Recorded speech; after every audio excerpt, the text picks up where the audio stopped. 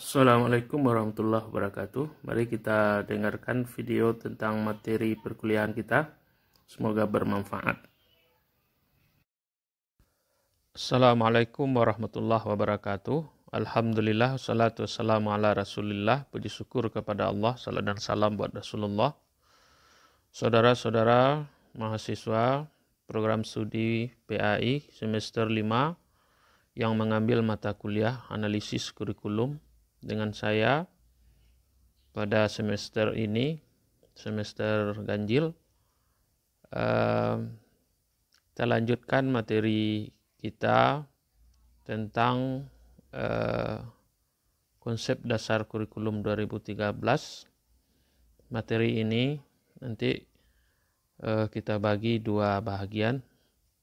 Bagian pertama kita membahas pengertian, kemudian apa tujuan dari apa perlunya atau kenapa kurikulum 2013 dikembangkan, apa tujuan dan fungsinya, kemudian apa prinsip pengembangannya, kemudian di sisi kedua nanti kita bahas apa landasan pengembangan, kemudian elemen perubahan kurikulum 2013. Baik, yang pertama, sebelum kita menjelaskan kurikulum 2013, memang agak susah kita menjelaskan kurikulum 2013 kalau kita tidak memahami kurikulum yang berlaku sebelum lahirnya kurikulum 2013. Karena kurikulum 2013 ini dia tidak memiliki nama khusus, beda dengan kurikulum sebelumnya tahun 2006. Itu disebut nama kurikulumnya kurikulum tingkat satuan pendidikan atau KTSP, kurikulum tingkat satuan pendidikan. Nah, sebelumnya juga ada nama kurikulum tahun 2004 disebut dengan KBK, kurikulum berbasis kompetensi. Nah, 10 tahun sebelumnya juga tidak punya nama, disebut saja kurikulum 1994. Jadi kurikulum 2013 ini tidak punya nama karena memang kurikulum ini adalah pengembangan, penyempurnaan dari dua kurikulum sebelumnya. Baik itu kurikulum KBK dan KTSP, sebagaimana yang kita jelaskan tersendiri nanti pembahasan tentang KBK dan KTSP. Nah, oleh sebab itu bagaimana kita menjelaskan kurikulum 2013? Ya, kita harus memahami dulu KBK dan KTSP. Sebagaimana yang sudah saudara dengarkan dari video saya sebelumnya. Tetapi untuk secara umum kita jelaskan sedikit kurikulum itu menurut para ahli berbagai definisi, ada yang membahas secara luas, pengertian yang sangat luas, sehingga kurikulum itu melibatkan banyak aspek, banyak komponen. Ada yang menyebut kurikulum itu mata pelajaran atau kelompok mata pelajaran. Dan salah satu ahli menyebutkan kurikulum itu adalah upaya sekolah untuk mempengaruhi siswa agar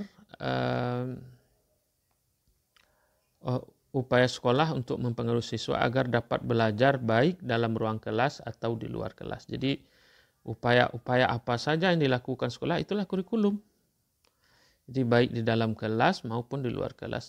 Semua upaya itu termasuk kurikulum. Ini pengertian kurikulum yang kita sebut sangat luas tadi. Jadi apakah dia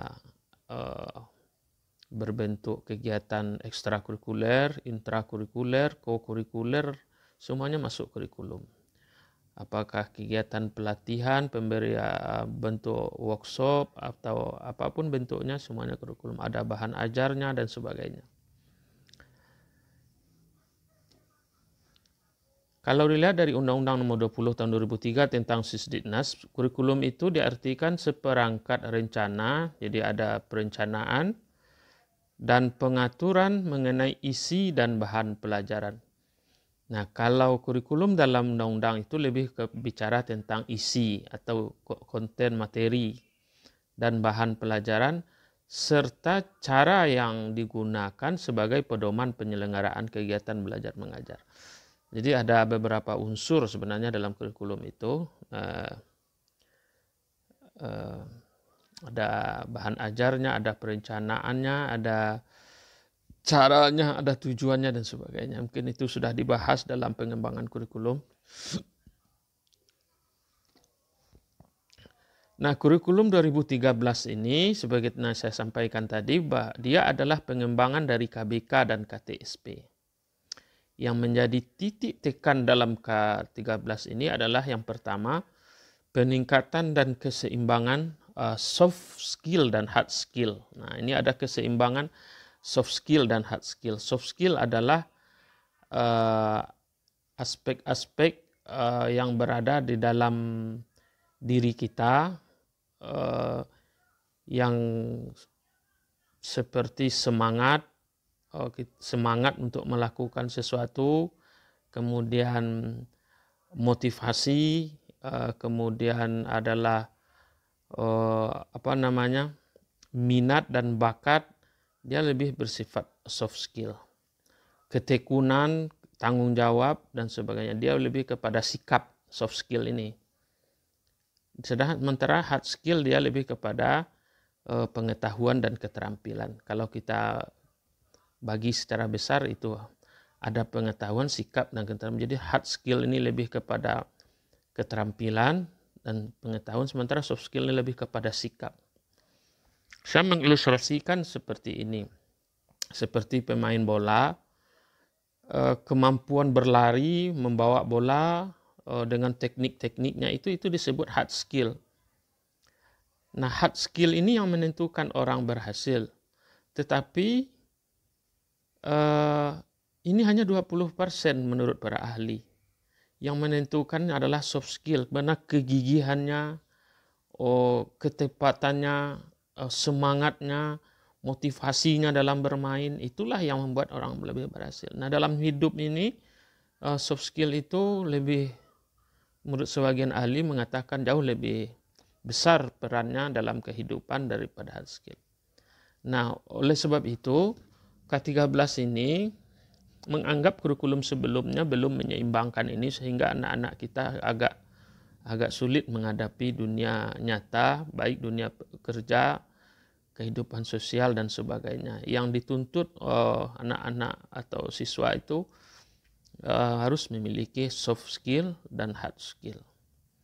Kemudian mata pelajaran dikembangkan dari kompetensi. Ini sama dengan karena kurikulumnya adalah KBK, dia dikembangkan dari kompetensi. Bukan materi, tapi kompetensi. Analoginya seperti ini. Kalau kita menginginkan anak dalam belajar, ya pertanyaan kita setelah belajar dengan kita itu, kita ingin anak itu memiliki kemampuan apa? Bukan hanya pengetahuan, tapi ada sikap, ada keterampilan.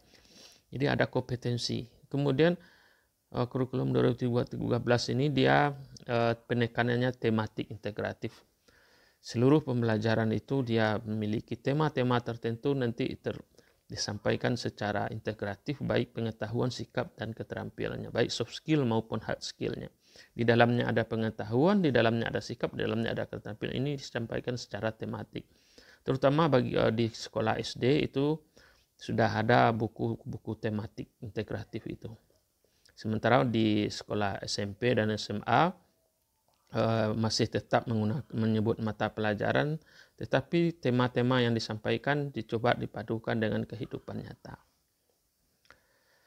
Nah, kalau jadi saya menyimpulkan kurikulum 2013 itu dari berbagai sumber adalah sebuah kurikulum yang dikembangkan untuk meningkatkan dan menyeimbangkan soft skill dan hard skill berupa sikap, pengetahuan, dan keterampilan.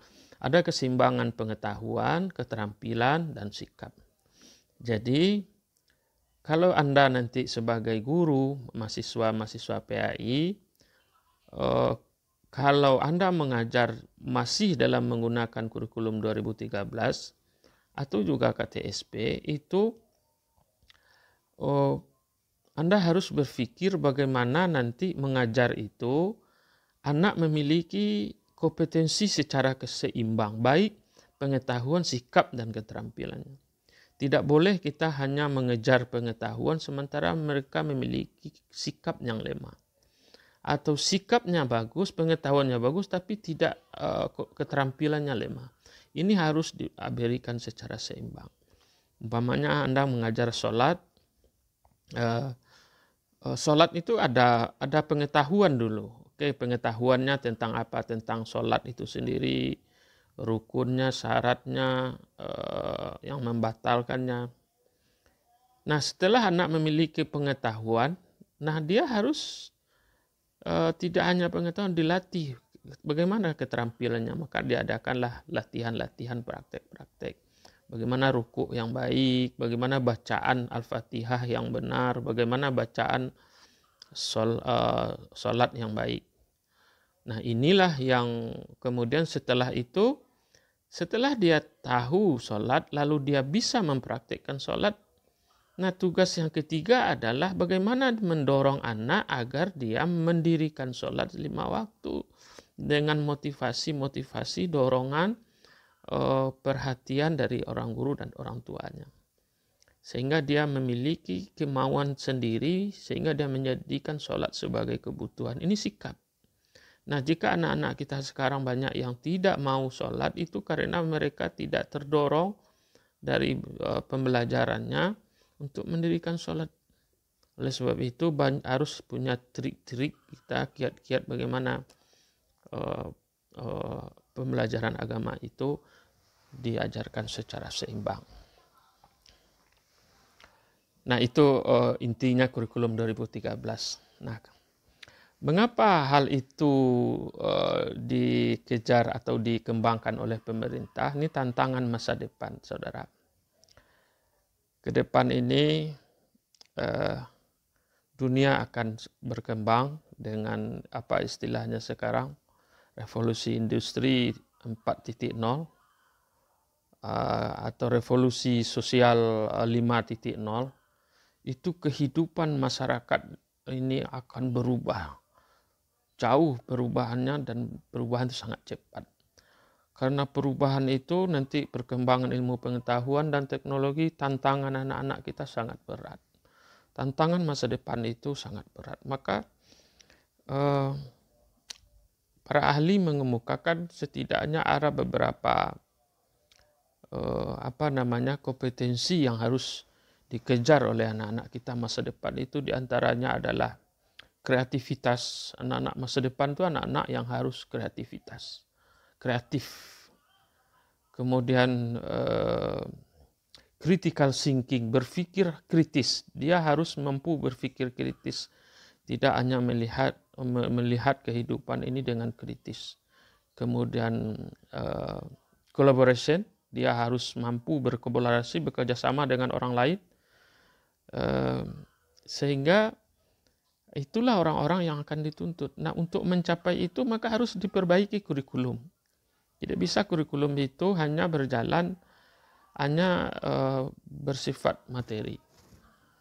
Nah, itu. Jadi tantangan masa depan yang berat itu, maka perlu dirubah kurikulum itu ke-13. Nah, sekarang K-13 itu kan sudah mengalami beberapa kali revisi 2017, kemudian revisi 2019 juga mengalami revisi. Itu belum kita bahas sekarang, nanti kita pahami dulu ya.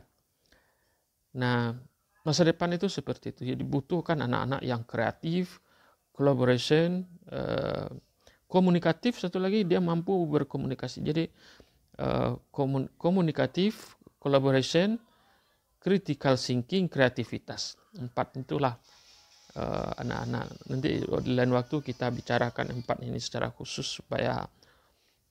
Kemudian yang kedua, sumber daya manusia. Nanti ke depan ini kita tidak bisa lagi mengandalkan sumber daya alam. Sekarang kita masih punya banyak sumber daya alam, sumber energi, sumber minyak, sumber emas dan sebagainya dari bumi, dari laut. Dan itu tidak bisa diandalkan lagi 10, 20, 30 tahun ke depan. Semua sumber daya alam itu sudah tidak bisa dimanfaatkan lagi. Maka harus disiapkan sumber daya manusia yang mumpuni, seperti yang kita lihat di negara-negara seperti Singapura. Dia tidak punya sumber daya manusia, sumber daya alam, tetapi karena sumber daya manusianya dia bisa memanfaatkan sumber daya manusianya, ternyata dia termasuk negara maju. Ini tantangan. Kemudian informasi, media, dan teknik informatika dan komunikasi. Perkembangan informasi, media. Nah, kita merasakan sekarang di COVID-19 ini, bagaimana tantangan kita belajar seperti yang Anda rasakan sekarang ini. Harus kreatif, harus banyak membaca, dan terlepas dari negatif dan positif media sosial, informasi, tapi itu adalah tantangan kita. Kemudian penumbuhan kreativitas seperti yang saya katakan tadi. Orang-orang seperti kalau di Indonesia ini Hatta Halilintar itu, YouTuber, orang-orang kreatif membuat usaha, kemudian bekerja, kemudian HOTS, berpikir tingkat tinggi. Ini dibutuhkan. Kemudian pendekatan saintifik. Ke depan dibutuhkan pendekatan saintifik. Kemudian apa tujuannya kurikulum 2013? Yang pertama adalah meningkatkan mutu dengan menyeimbangkan soft skill dan hard skill. Jadi tujuannya itu untuk menyeimbangkan tadi. Jadi anak-anak kita ini, kalau Anda jadi guru PAI, mulai hari ini Anda harus mulai berpikir bahwa saya nanti akan melahirkan anak-anak yang seimbang soft skill dan hard skill. Jadi itu yang harus dipikirkan. Harus seimbang pengetahuan, sikap, dan keterampilannya. Tidak boleh ilmunya banyak, sikapnya kurang. Harus ini banyak anak-anak kita sekarang ini teknologinya bagus, tapi sikapnya tidak ada. Hormatnya kepada orang tua sudah tidak ada. Tanggung jawab sudah tidak ada. Begitu juga nanti yang akan kita hadapi. Atau dalam bidang agama, ya pengetahuan ada sedikit tapi tidak diamalkan. Itu adalah ketidakseimbangan. Kemudian sumber daya manusia yang produktif, kreatif, dan inovatif. Jadi tujuan kurikulum 2013 ini menghasilkan nanti anak-anak yang kreatif, inovatif, dan produktif. Produktif, tidak konsumtif seperti sekarang ini. Kita konsumtif. Kemudian meringankan beban pendidikan, administrasi pendidikan. Nanti ke depan ini dengan melakukannya Merdeka Belajar ini akan dikurangi administrasi yang sebelumnya guru lah yang mengembangkan RPP, silabus, bahan ajar. Sekarang di kurikulum 2013 disediakan bukunya. Nah, Anda lebih enak sebenarnya mengajar di kurikulum 2013 dibanding KTSP. Kemudian meningkatkan persaingan yang sehat antar satuan pendidikan, ya, antar satuan pendidikan dengan satuan pendidikan yang lain. Jadi ada persaingan nanti. Nah, apa prinsip dari pengembangan Kurtilas? Pertama, peningkatan iman, takwa, akhlak mulia. Ini tidak jauh berbeda dengan KTSP. Kebutuhan masa depan, ya, kebutuhan masa depan, kompetensi masa depan, ya, orientasi masa depan. Kemudian peningkatan potensi, minat sesuai dengan kemampuan peserta didik. Jadi potensi itu yang dikembangkan. Jadi tidak berorientasi materi lagi, diajar anak ini, ajar ini. Sekarang prakteknya masih banyak guru kita yang begitu. Kita lihat anak disuruh buat ini, buat itu, tapi belum mengembangkan potensi.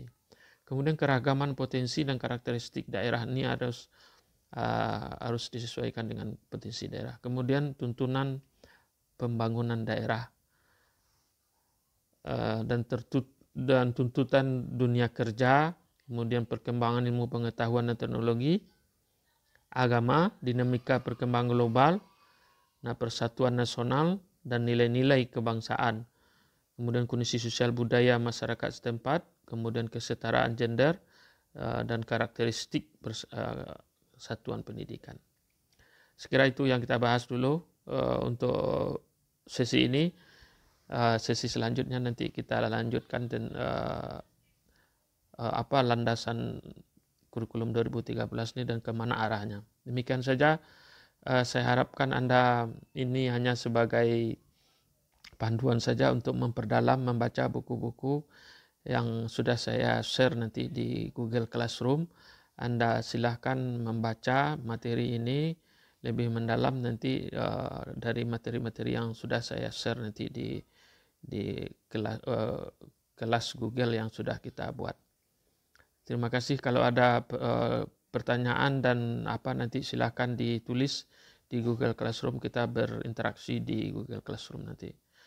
Mohon maaf karena ini adalah video yang saya upload di YouTube. Mohon nanti di subscribe, di like untuk bisa nanti untuk mempermudah saja supaya, karena kalau videonya yang saya share agak susah juga nanti men-share-nya ke Google Classroom, tapi kalau link YouTube lebih mudah. Demikian saja dulu. Jadi kesimpulannya, kurikulum 2013 ini dia adalah pengembangan dari KBK dan KTSP, penyempurnaan. Dia ada penekanannya adalah keseimbangan hard skill dan soft skill. Itu idealnya, walaupun faktanya sekarang kita belum melihat seperti, tapi sebagian sekolah sudah mengarah ke situ, apalagi kalau di sekolah-sekolah pesantren, madrasah, sudah mulai memikirkan soft skill dan hard skill, pendidikan karakter dan sebagainya.